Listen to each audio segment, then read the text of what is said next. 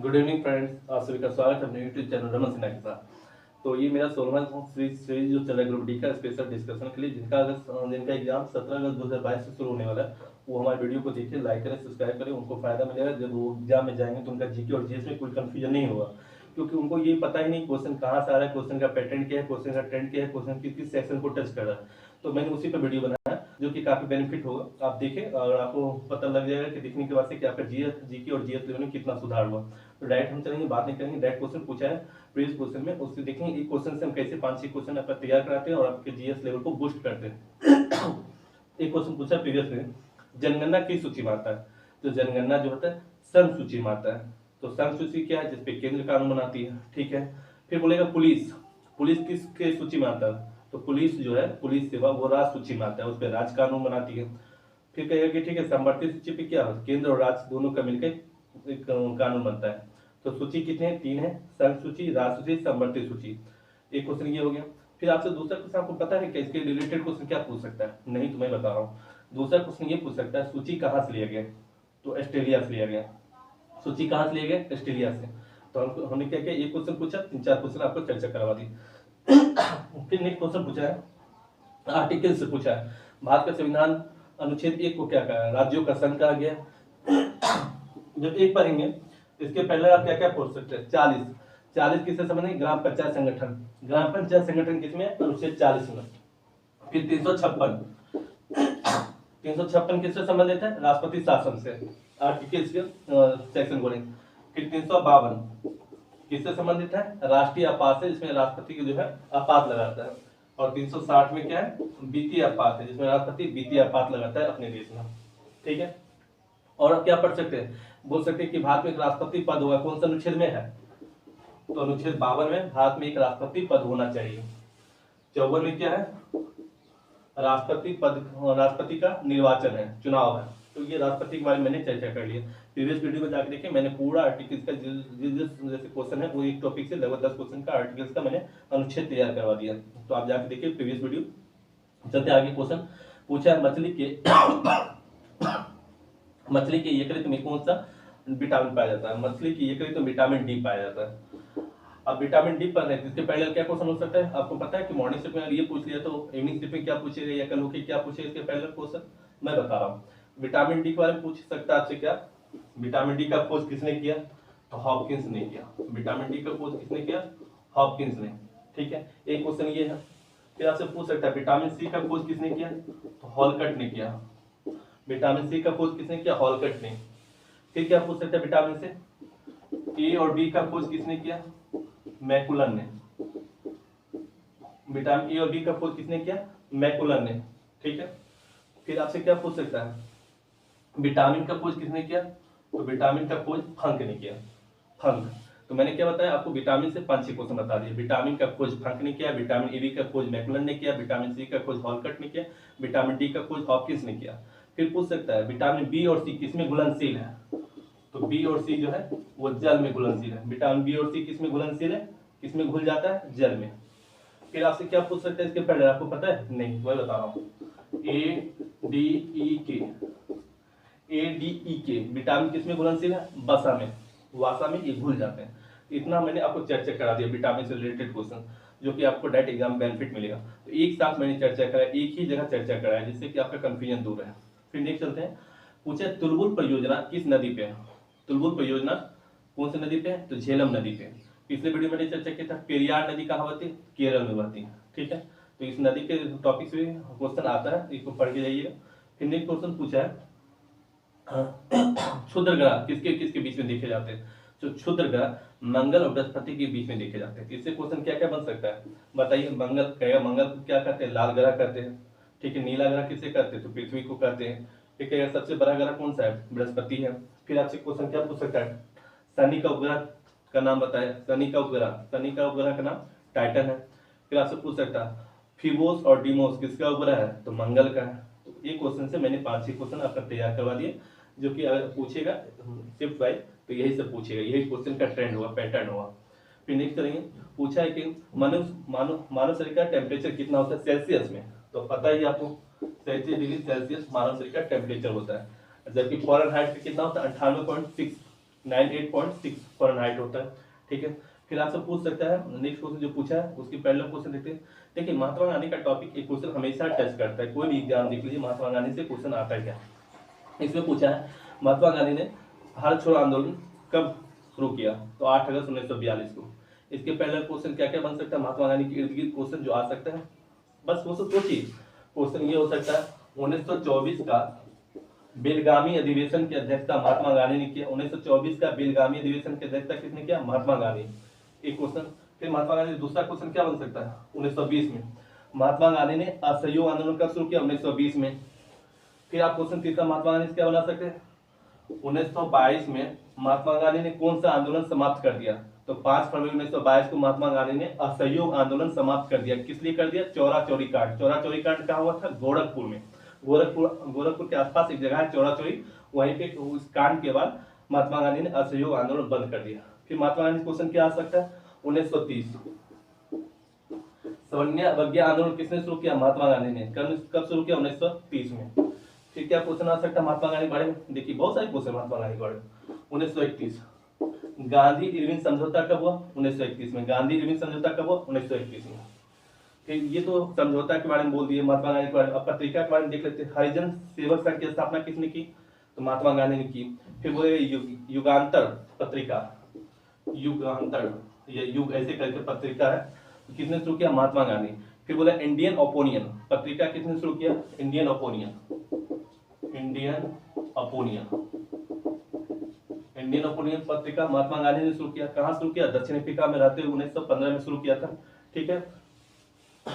तो ये महात्मा गांधी के रिलेटेड क्वेश्चन है, और भी है लेकिन ये काफी इंपॉर्टेंट है, ये सब पढ़ के जाइएगा। प्रीवियस क्वेश्चन का पूछा हुआ क्वेश्चन एक ही साथ एक ही समय में हम डिस्कशन करवा रहे हैं, जिससे आप कंफ्यूजन से बचे रहेंगे। फिर नेक्स्ट क्वेश्चन पूछा है, एक क्वेश्चन लेंगे उसके पहले हम 5-7 क्वेश्चन तैयार करेंगे। जैसे पूछा है कि मौर्य वंश का शासक कौन थे, तो मौर्य वंश के बहुत शासक थे, तो बिंदुसार थे, अशोक थे।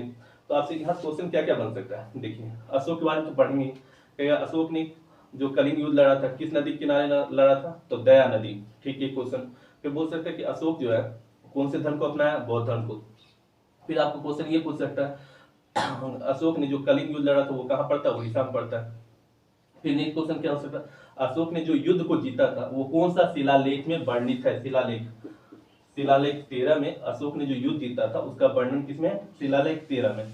फिर बोले अशोक के समय कौन कौन लिपि चल रही थी, तो 3 लिपि थी, ब्राह्मी लिपि एक था अशोक के समय, अर्मिका लिपि या अर्मिका लिपि ऐसा होता है, ठीक है, यूनानी लिपि। तो ये 3 था अशोक के बारे में। मैंने क्या 3-4 क्वेश्चन तैयार करवा दिया आपको। फिर नेक्स्ट क्वेश्चन देखते हैं, पूछा है कि राशि की संख्या कितनी थी, राशि की संख्या कितनी थी, 12, राशि की संख्या 12। फिर इसके पैरेलल क्वेश्चन क्या पूछ सकता है, मॉर्निंग शिफ्ट और इवनिंग शिफ्ट में नक्षत्र कितने होते हैं, 34, वेद कितने होते हैं ये पूछ सकता है, तो 4, वेदांत कितने होते हैं, 6, ये सब पढ़ के जाइएगा। वेदांत कितने होते हैं, 6, मंडल कितने होते हैं, 10, पूछा है एमटीएस में पूछा हुआ, मंडल कितने होते हैं, 10। फिर बोलेगा पुराण कितने होते हैं, पुराणों की संख्या 18। फिर आपसे क्या पूछ सकता है, सुक्ति की संख्या, सुक्ति 1028, सुक्ति की संख्या 1028। तो ये मैंने चर्चा करा दिया, यार क्वेश्चन को टच करना होगा इस पोर्शन से, इस सेक्शन से, एक क्वेश्चन यहाँ से टच करेगा। तो ये चीज आपको कहीं नहीं मिलेगा, ये आपको वही बता सकता है जिनके पास एक्सपीरियंस होगा, जो काफी इस पे जीएस पे काफी मेहनत किए होंगे। तो उस आधार पर जो मेरा अपना रिसर्च है, जो मेरा अनुभव है, मैं आपके साथ शेयर कर रहा हूँ, जिससे आपको डायरेक्ट एग्जाम में बेनिफिट मिलेगा। फिर नेक्स्ट क्वेश्चन देखते हैं, पूछा है क्या, सौर मंडल का सबसे चमकीला ग्रह कौन सा, तो भैया सौर मंडल की तो इजी क्वेश्चन है, शुक्र ग्रह है, ठीक है। फिर नेक्स्ट क्वेश्चन पूछा है क्या, हर्ष का राजकवि कौन था, हर्ष का राजकवि बाणभट्ट था। अब इसके पहले एक क्वेश्चन तुरंत माइंड में क्लिक कर गया, किसके पहले क्वेश्चन क्या पूछ सकता, पूछेगा हुमायूं सांग किसके दरबार में आया था या किसके शासन काल में आया था, तो हुमायूं सांग हर्षवर्धन के समय आया था, किसके समय, हर्षवर्धन के समय, ठीक है।